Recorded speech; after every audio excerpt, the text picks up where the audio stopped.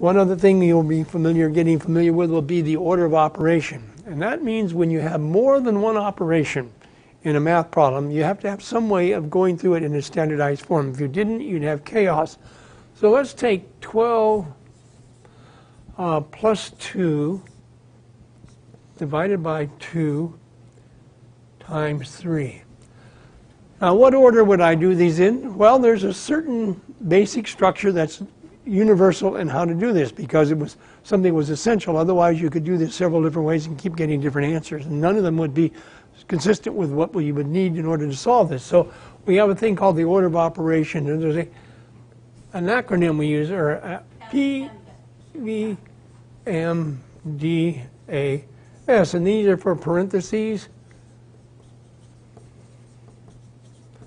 There are no parentheses in this. The exponents, which we just went through. Multiplication, I'll just abbreviation, division, addition, and subtract.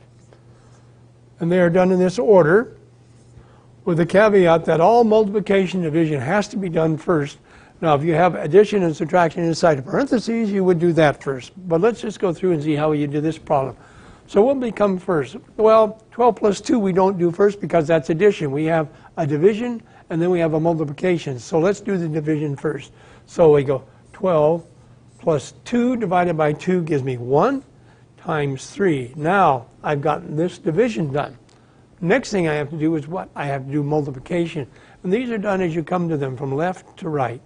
And the same thing with addition, left to right. Okay, so I do 1 times 3 is 3. And I go back and I do 12. And 12 plus 3 gives me 15. And that's the correct answer to this. Okay?